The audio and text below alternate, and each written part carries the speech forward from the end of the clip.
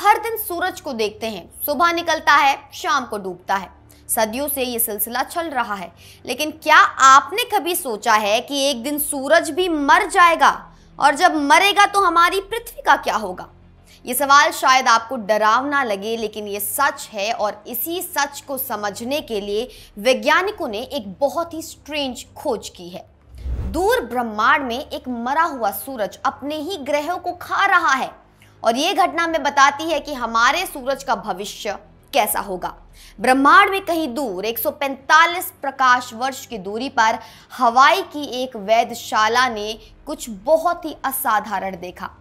एक तारा जो मरा हुआ है, सफेद बौने तारे को कहते हैं, वो अपने खुद के ग्रहों को टुकड़ों में निगल रहा है, जैसे कोई भूखा शिकारी अपने शिकार को खा रहा हो। ये तारा LSPM JO207+3331 है, और ये हमारे भविष्य के बारे में एक डरावनी कहानी बताता है। सूरज को समझना आसान है। हर दिन ये निकलता है, प्रकाश देता है, गर्मी देता है, और हम जीते हैं सूरज की इसी गर्मी और प्रकाश से। लेकिन सूरज भी तो एक तारा है, और सब तारों की तरह सूरज का भी एक लाइफ टाइम है। एक दिन सूरज बूढ़ा हो जाएगा, और बूढ़ा होकर वो फूल जाएगा। इसे रेड जाइंट कहते हैं, और जब सूरज रेड जाइंट बनेगा तो वो इतना बड़ा हो जाएगा कि शायद बुध, शुक्र इन सबको निगल लेगा, शायद पृथ्वी को भी। अभी से ये सोचना भी कष्टप्रद है, लेकिन ये सच है। लेकिन फिर क्या होगा? फिर सूरज कोलैप्स कर जाएगा, अपने आप पर गिर जाएगा, अपनी बाहरी परतें फेंक देगा, और बचा रह जाएगा एक बहुत ही छोटा सफेद रंग का गोलाकार तारा। इसे व्हाइट ड्वार्फ कहते हैं। व्हाइट ड्वार्फ बहुत ही घना होता है, इतना घना कि एक चम्मच व्हाइट ड्वार्फ का मैटर धरती पर 10 लाख टन वजन रखता है। एक चम्मच कितना भारी है! और ये घनत्व, ये ग्रेविटेशनल फोर्स इतना पावरफुल होता है कि पास में कोई भी ग्रह अगर आ जाए तो वो खींचा चला जाता है। अब आते हैं इस डिस्ट्रॉयड ग्रह की कहानी पर। जो ग्रह अभी LSPM JO207+3331 को देखा गया है, वो एक समय पर ये तारे के चारों ओर घूमता था। हमारी पृथ्वी जैसे सूरज के चारों ओर घूमती है वैसे ही। लेकिन तारा मर गया, और तारे की मौत से सिस्टम में केओस आ गया, ग्रेविटी चेंज हो गई, और फिर ये ग्रह गलत डायरेक्शन में मूव कर गया और व्हाइट ड्वार्फ की ओर खींचा चला गया। और जब ये ग्रह पास आया तो टाइडल फोर्सेस की वजह से ये टूट गया, टुकड़े टुकड़े हो गया, और फिर ये व्हाइट ड्वार्फ उन टुकड़ों को निगल गया। इस डिस्ट्रॉयड ग्रह के बारे में कुछ बहुत ही दिलचस्प बातें हैं। पहली बात, ये ग्रह कम से कम 200 किलोमीटर चौड़ा था, मतलब वो बहुत छोटा नहीं था, कोई बड़ा ग्रह था। दूसरी बात, इसकी संरचना। इस ग्रह में 2 लेयर्स थी, एक रॉकी आउटर लेयर यानी रॉकी सरफेस, और एक मेटल का कोर यानी केंद्र में धातु था, बिल्कुल हमारी पृथ्वी जैसा। हमारी पृथ्वी के बाहर भी रॉक है और अंदर भी आयरन और निकल का कोर है। ये बात बहुत महत्वपूर्ण है, क्योंकि ये दिखाता है कि ब्रह्मांड में ग्रहों का एक आम पैटर्न है। अर्थ लाइक प्लैनेट्स बनते हैं सेम तरीके से। अब एक और डिटेल्ड बात, इस डिस्ट्रॉयड ग्रह के मेटल कोर का वेट कुल ग्रह के मास का 55% था। ये एक स्पेसिफिक कॉम्पोजिशन है। बुध का तो 70% मेटल है, पृथ्वी का सिर्फ 32%। तो ये डिस्ट्रॉयड ग्रह कुछ इसी बीच की चीज थी, एक यूनिक कॉम्पोजिशन। लेकिन साइंटिस्ट को ये सब कैसे पता चला? टेलीस्कोप से तो ग्रह को डायरेक्टली देख नहीं सकते ना, तो साइंटिस्ट ने एक वेरी क्लेवर मेथड यूज किया।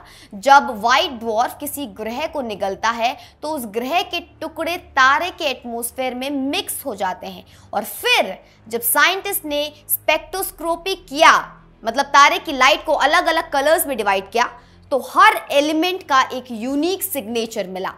आयरन का एक कलर, सिलिका का दूसरा कलर, मैग्नीशियम का तीसरा। तो साइंटिस्ट को पता चल गया कि इस ग्रह में क्या क्या था।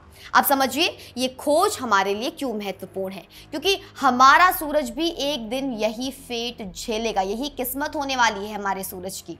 साइंटिस्ट का अनुमान है कि सूरज आगे के 5 अरब साल और जिएगा, तो चिंता करने की कोई जल्दबाजी नहीं है।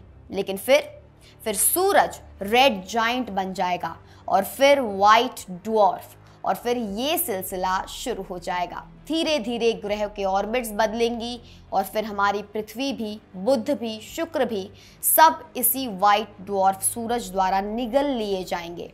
30 अरब साल बाद कोई खगोलविद किसी दूसरी दुनिया से टेलीस्कोप से देखेगा और कहेगा, देखो यहाँ एक मरा हुआ सूरज है जो ग्रह को खा रहा है। शायद यहाँ एक बार पृथ्वी जैसा कोई ग्रह था।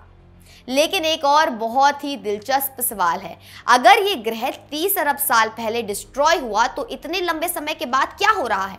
शायद एक ग्रह अभी हाल ही में डिस्ट्रॉय हुआ है, या शायद कोई दूसरा कारण है।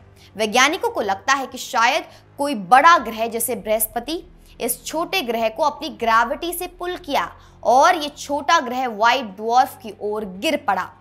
ये एक बहुत कॉम्प्लेक्स प्रोसेस है और साइंटिस्ट अभी भी इसे पूरी तरह समझने की कोशिश कर रहे हैं। कनाडा की एक खगोलविद एरिका ले बोडेस कहती हैं, ये खोज ग्रहों के बारे में हमारी समझ को बता देती है और बदल देती है। हम सोचते थे कि ग्रह बन गए तो फिर सब कुछ सेफ है, सब परमानेंट है, लेकिन ये खोज कहती है कि नहीं, ग्रहों का भविष्य बहुत अनसर्टेन है, बहुत ही ज्यादा अनसर्टेन, और सब कुछ तारे पर डिपेंड करता है। अगर तारा स्टेबल रहे तो ग्रह सेफ रहते हैं, लेकिन अगर तारा मर जाए, अगर केओस आ जाए तो सब कुछ बदल सकता है। तो ये एक बहुत ही हम्बलिंग रियलाइजेशन है।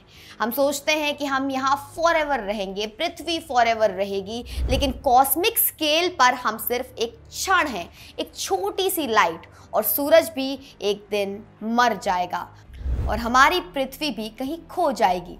लेकिन ये खोज हमें ये भी सिखाती है, जो हम जानना चाहते हैं ऑब्जर्वेशन से जान सकते हैं। अगर हम ध्यान से देखें तो ब्रह्मांड हमें अपनी सब कहानियां बता देता है। हर मृत तारा हमें एक कहानी बताता है, हर डिस्ट्रॉयड ग्रह हमें एक लेसन सिखाता है। इसलिए ये खोज महत्वपूर्ण है, न सिर्फ साइंटिस्ट के लिए बल्कि हम सब के लिए, क्योंकि ये हमें बताती है कि हमारा भविष्य कैसा होगा, कि ब्रह्मांड में सब कुछ टेम्पररी है, कि हमें अपनी पृथ्वी को, अपने सूरज को, अपनी लाइफ को यहाँ और भी संभालना चाहिए, क्योंकि भविष्य अनिश्चित है और सब कुछ एक दिन खत्म हो जाएगा। लेकिन जब तक हम हैं, जब तक पृथ्वी है, जब तक सूरज है, हमें इसे सेलिब्रेट करते रहना चाहिए। आप देख रहे थे इंडिया न्यूज़ डिजिटल प्लेटफॉर्म पर हमारी एक खास रिपोर्ट। मैं हूं निकिता रावत, फिर मिलूंगी ऐसे ही कुछ महत्वपूर्ण अपडेट्स के साथ। तब तक आप अपनी टिप्पणियां हमें कमेंट सेक्शन में जरूर दें। धन्यवाद।